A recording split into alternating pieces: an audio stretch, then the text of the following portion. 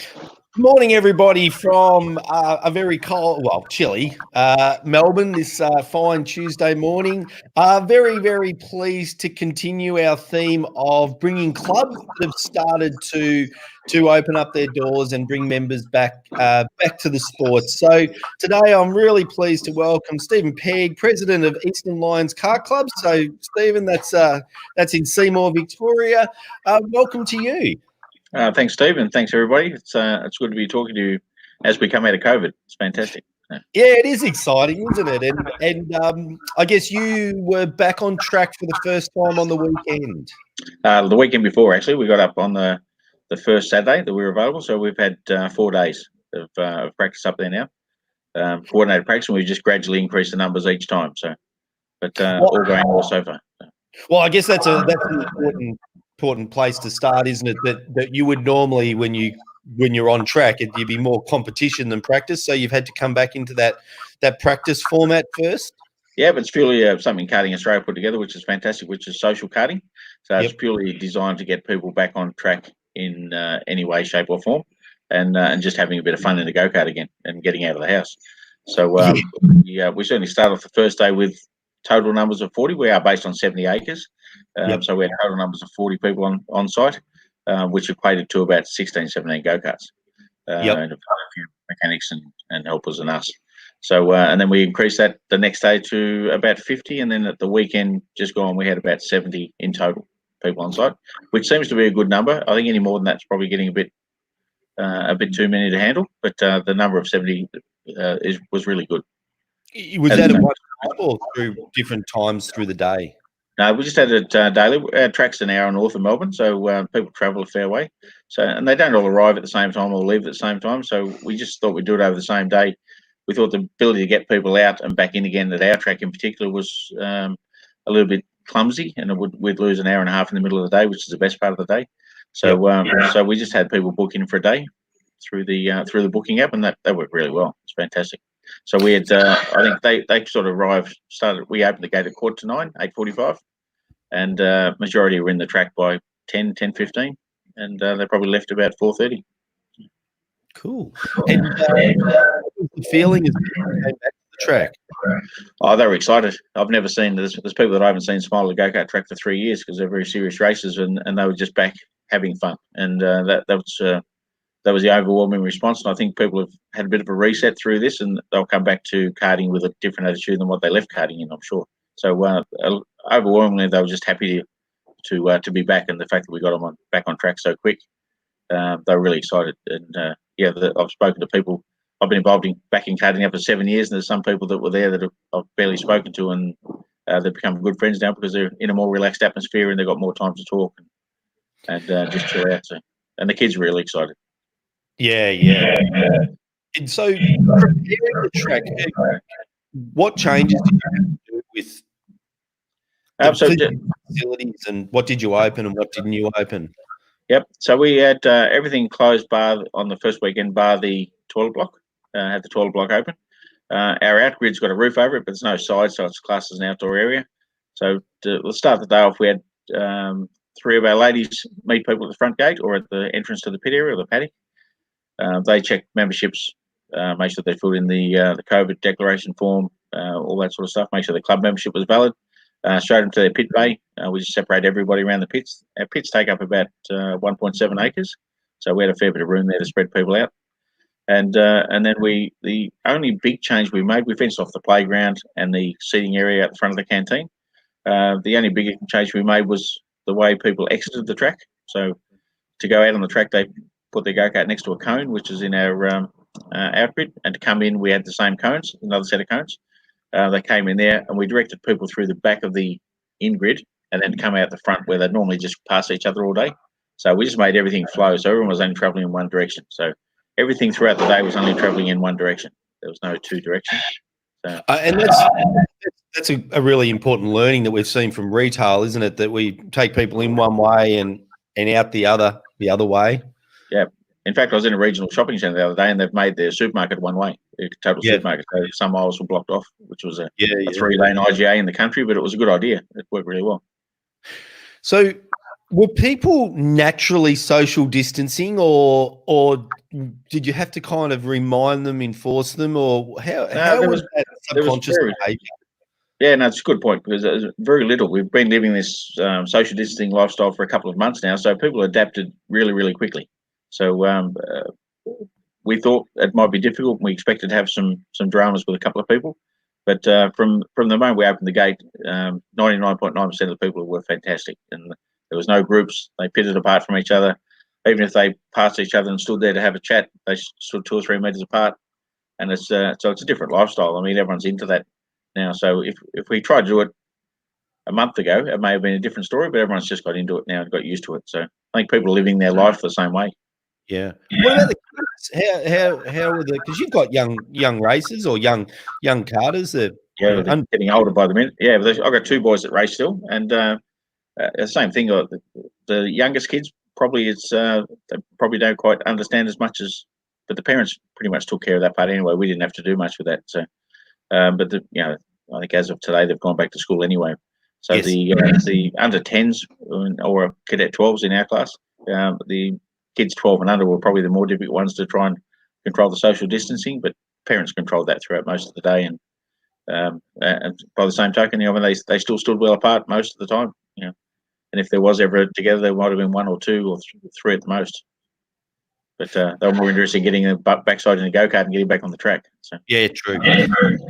Did you have the canteen open, or did you were thinking about something quite creative this weekend? We did something quite creative. We had pucker eats this weekend, so we had 3 ladies in the canteen. We had the council come out and do another inspection of the canteen just to make sure everything was right and up to date. All our permits were in place, and as people came in the gate in the morning, they were handed a takeaway menu and with a time on it. When they came and put their menu in, they paid for it. The girls, we had some bags made up with pucker eats written on the front, and the girls just continually ran the stuff out of the canteen. So from our point of view, I think we on the weekend we sold about $1,600 worth of takeaway food. So it basically covered the cost, because these days that we're having at the moment, there's no revenue for the club. It's actually a cost. Yes. So if we can balance the books that way, and it makes it all worthwhile. So there's nothing worse than the go-kart club. Received by the members that the canteen was shut, but you're doing almost an Uber Eats type internal service. Well, there's a fair bit of novelty value. The kids thought it was hilarious. They thought it was funny because they get to see the ladies in the canteen on the other side. They're actually running around the pit area. So it was we all had a good laugh about it. It was good fun. So. But you did raise a really important point that before you did that, you went to council, and you've been one of the things that's been really impressive about the way that you reopened is that you've been engaging not just council all the way through, but the police. Yep. And when we spoke to the council the first time, we said, well, you're not going to hear from us, but you might hear from the police. So they were an exporter call. So all the paperwork which Karting Australia put together, we took into town, distributed that with our permits and everything else. And there was one councillor who had some reservations, but at the end of the day, we're on private property and they couldn't see any reason why we couldn't open.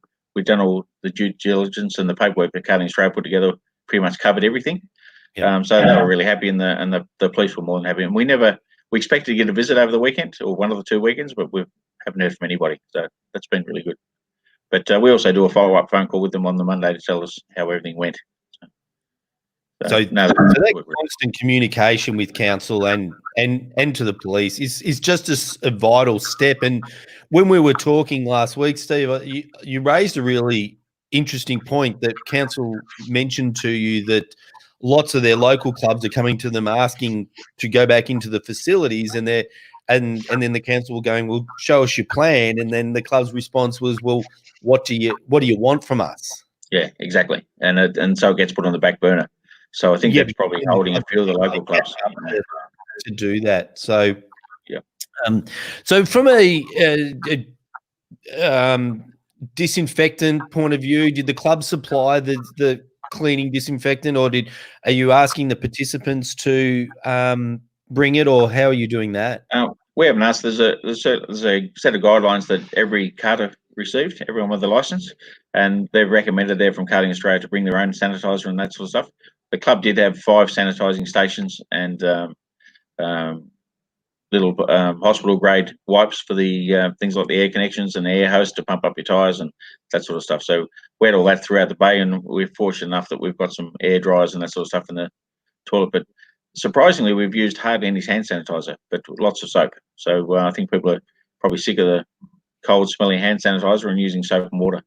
Yeah, water.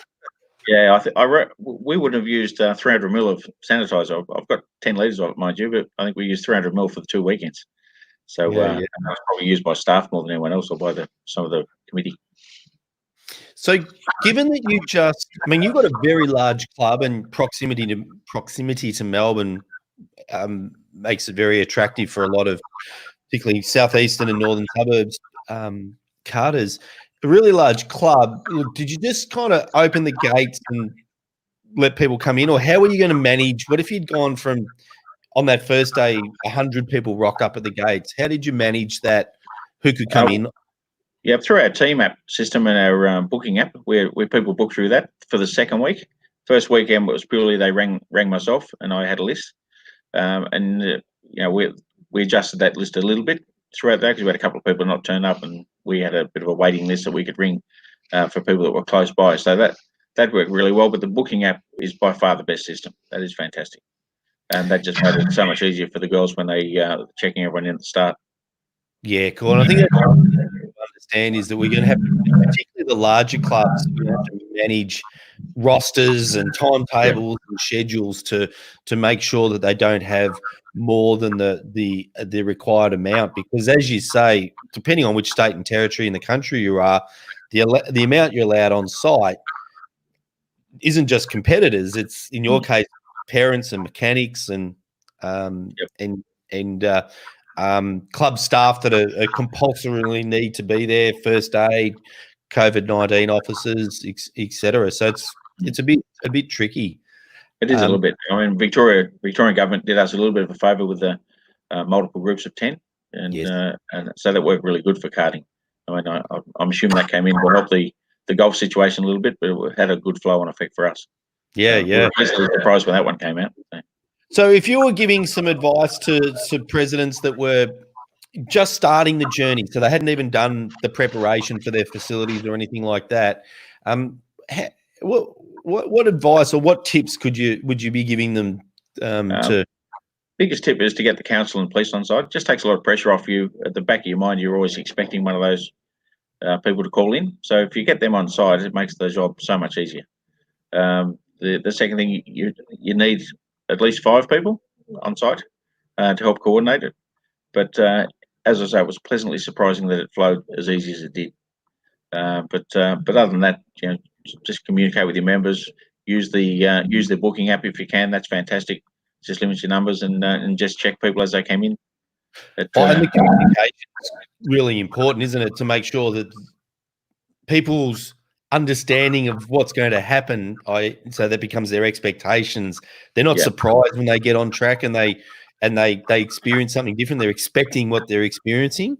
Yeah, exactly. And from a karting point of view, from a club point of view, the only area that we're still working on properly is the in-grid, where they come off the track, because I think what happens, they're out there for their 10, 12 minutes, and they come in and they might be forgetting all about the COVID thing, and they tend to pull up a little bit close to each other. So it's in the forefront of their mind when they're leaving the pitch, but when they come back in, it's not. So this weekend we're going to set that up a little bit differently, and we'll put X's on the ground instead of cones. The cones tend to get bumped into, kicked, knocked around. So we're just going to put some X's on the track and get the kids to pull up next to an X. And to a man, the juniors are fantastic at sitting next to a cone or pulling up next to an X. Adults, not so good. So they're the ones we have to watch. They're too busy want to come in and give their mates a bit of a ribbing when they come in off the track. So the kids are really good. If you tell them to pull up next to a cone, they bump it. And it's like Formula One coming into the grid. They just bump into the cone. The adults tend to zigzag all over the place. But that's the only issue that we're still ongoing, changing from the first day. So, that's great. So we'll be up there tonight and marking out some white marks on the ground, ready for the weekend.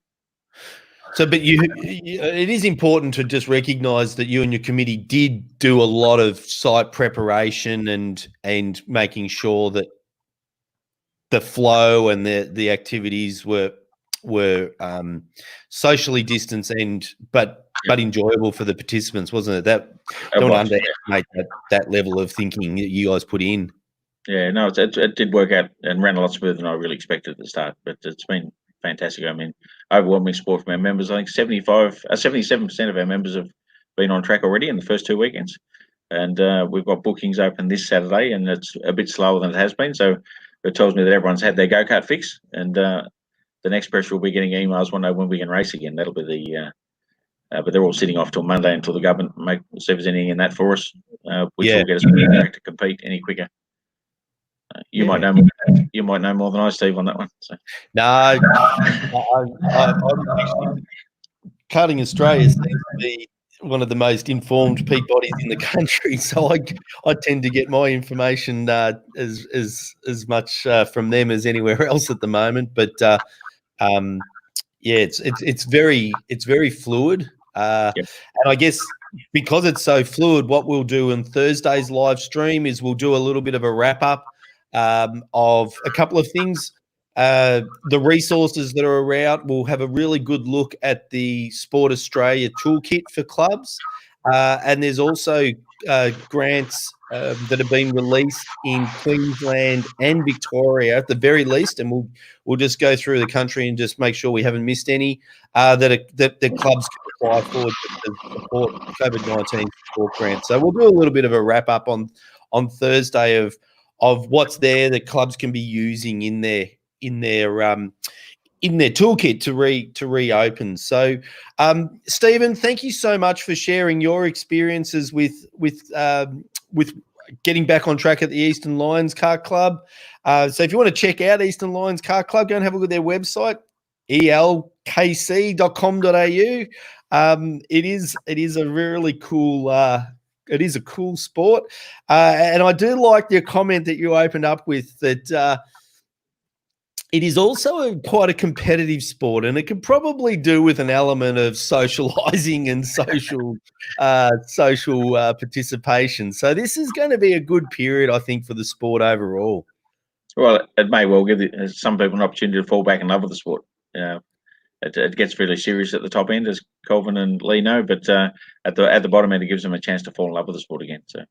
Yeah, and that's why we play. So, Stephen Pegg, president of Eastern Lions Kart Club, thank you so much for sharing your knowledge and your wisdom with the sports community crowd. So, until tomorrow, we have got as our guest Ryan Holloway from the Australian Sports Foundation, who will talk about how they are collecting information from that they'll then use to lobby the government and to get more money available for sporting clubs. So until tomorrow, Stephen, thank you for today. I'm Steve, and thank you for being part of our sports community.